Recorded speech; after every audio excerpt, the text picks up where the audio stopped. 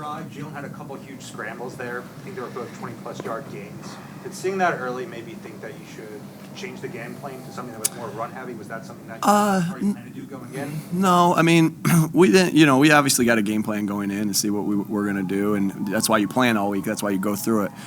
Those plays that he makes off schedule, I mean, those are bonuses, right? And so you still have your plan that you want to get to and that you want to do, and so it just kind of happened that he had some big yards off schedule, and that's what Jalen does. That's where he's special, really special, is he can make those plays with his feet. To be in a city like this with the quarterback history that this city has,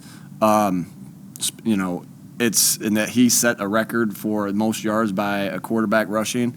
Is pretty special. I mean, that's some unbelievable names that he's following there. Hey Nick, you kind of felt bad for those guys, all those guys on defense getting hurt while you're running your offensive plays. Feel bad for them? Hey, I no comment. Nick, did you realize that? It's almost like a track meet out there, probably for them the way you guys were. Yeah, and so I get, and guys are gonna, when you're going fast and things like that, guys, it was hot out there too. It was way hotter, so cramps happen and injuries happen. I get it. Nick, what do you think of your defense's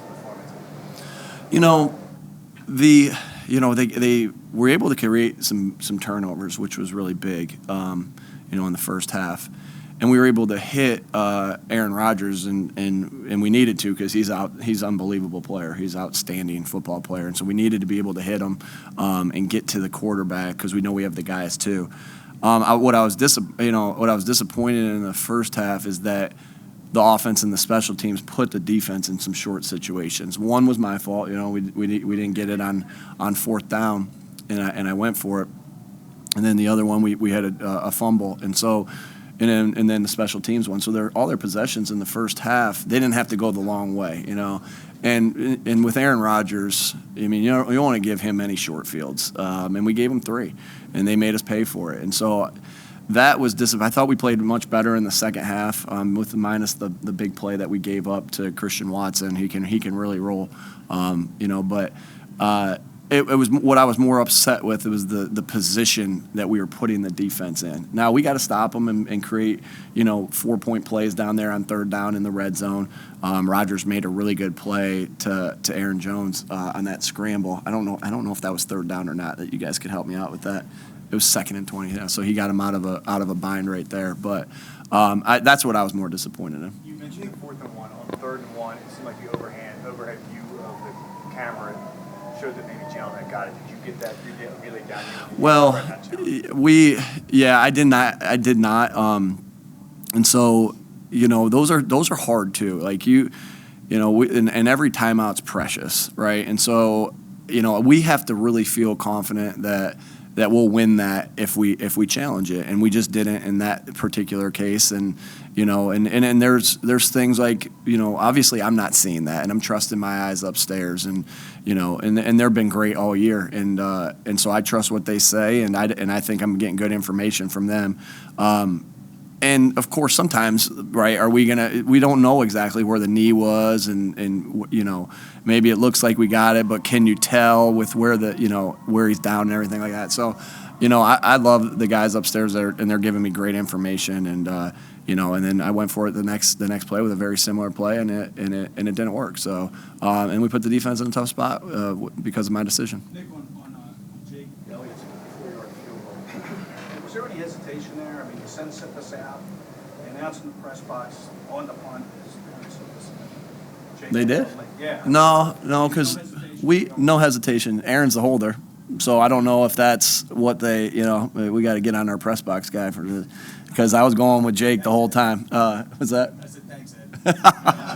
I was going with Jake. I was going with Jake the whole time.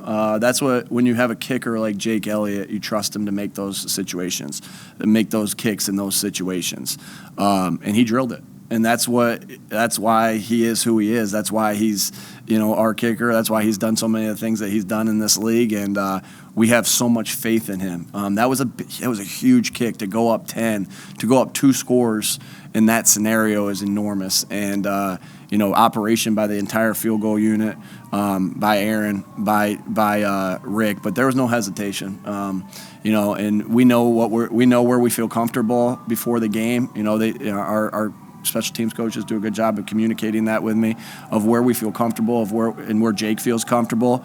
And Jake's always going to say, hey, I got a couple more yards than what they even told you there. So Jake's got great confidence, and that gives you confidence as a coach when your kicker has that much confidence. Was there any common theme you thought between some of the long returns that the Packers had tonight?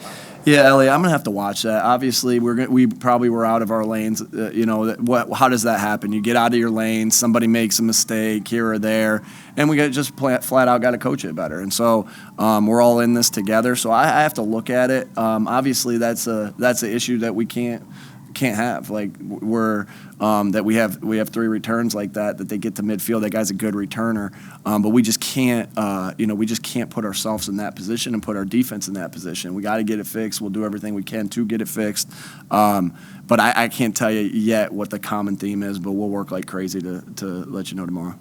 Talking about common themes, I don't know if you probably got asked about the running game, so sorry coming in a little I don't think late, I have yet. But Yeah.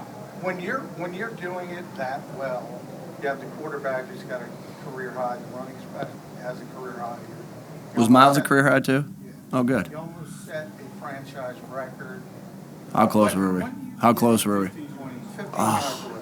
Ah, Yeah. is that right? That's sweet. They'll get a game ball. Well, you say 200. So Yeah, yeah, you're right. Yeah, super game ball.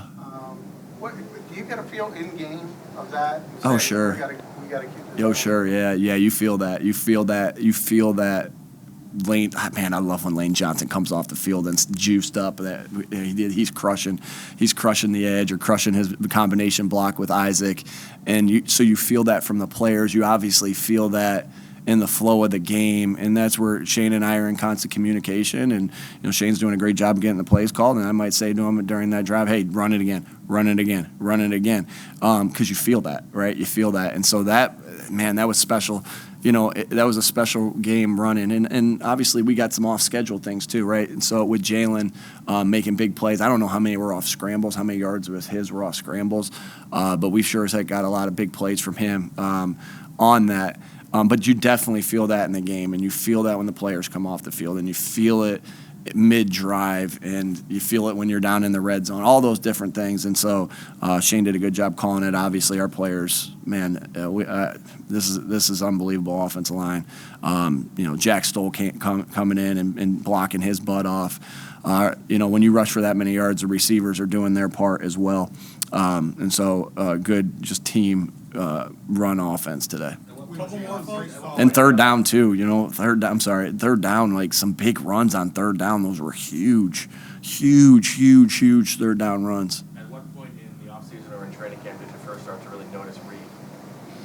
Yeah, a couple of the guys I coached with in Indy were at Middle Tennessee State, and when we signed him to rookie free agent deal, they said, this guy's a stud. You don't understand this guy. We love this guy. This guy, one of them was Parks Frazier. He's just like, man, you don't understand how special that kid was for us. And then I saw it, like we did something like our last preseason game, and he was like a 5-year starter. His stat line was unbelievable, but you noticed him. You noticed him early, and then here's where you really noticed him, and that's a good question. I'm glad you asked this question. When we went live with our young guys, because we went live, and as you guys saw it, we went live pretty much once a day with our young guys when we had pads on, and it just seemed like every time he was coming up and making tackles, and you were like, man, this guy. We liked him without pads on, and now we really like him when he's able to show his physicality out in the field. And so I think that's where we really, start talking about him more and more and more. And so Yeah, that was a big time play, and then he made some big time tackles, and he did that. And I'm thinking about it, the Miami game. I know we got whooped in that Miami preseason game, but some of the tackles he was making in that game, and it was on display in training camp. It was on display in preseason games. Two more. Being versus address the decision making by Jalen tonight. I mean, his stat line is a little skewed. He's had a lot of smart throwaways. And also, can you address him sort of rising to the moment? Sunday Night Football, Aaron Rodgers in the house. Yeah. And he has one of the better games he's had in his short career. Yeah. That's who Jalen is. I don't think he's fazed by a moment, by any of the moments. I thought he made great decisions out there. Obviously, I'll have to go look at all the plays. I'll probably, 12-10, I'll probably do that tonight. It's going to be hard to go to sleep after one like that. But I'll go grade the tape and see what his decisions. But I thought he made really good decisions. He's got great ideas coming off the sideline and say, hey, I think we can get to this. I think we can get to that. And when he does that, we really trust him. We really trust that, because he's seeing it really well. So I just think that's the next step that he's taking. That he's being able to tell us on the field what he's seeing, what he likes, and go out and execute, and us trusting him because he's got a lot of money in the bank with us, right? Of like, hey, every time he comes out and tells us that, he makes it work when he does it, and so I think that's a big part of the decision making and the big next step of the decision making. But yeah, he had a special game tonight, a really special game tonight, and it was good. I get you. Versatility of the offense when you're looking at what your scheme, what you want it to be, and how much of what this offseason was spent making it more of that based upon what we saw lately. Sure, you never want to be one dimensional in anything, so you're trying like crazy. You'll do whatever you got to do to win that game, and sometimes you don't. Shoot, we didn't. I'd be lying if I said, hey, Jalen's going to rush for. We said earlier this week that Jalen was going to rush for 150 yards. I mean, so you get the flow of the game and get that, but you never want to be one-dimensional. So I think we've shown that we can win throwing the football. I think we've shown we can win running the football offensively. And that's important because in the playoffs you have to do both, right? And in the playoffs, and when you want to go where you want to go, you got to be able to do both. You want to win big games, you got to do both. That's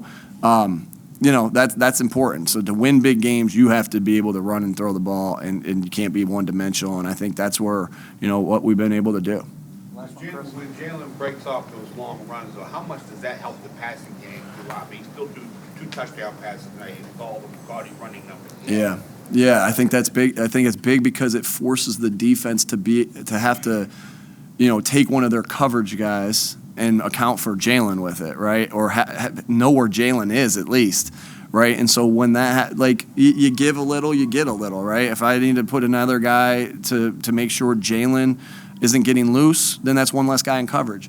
If I have to tell the defensive line not to rush a certain way because Jalen can be able to break out, then typically on that you tell him don't just jet up the field, and because this guy's going to get through the line of scrimmage and make a play.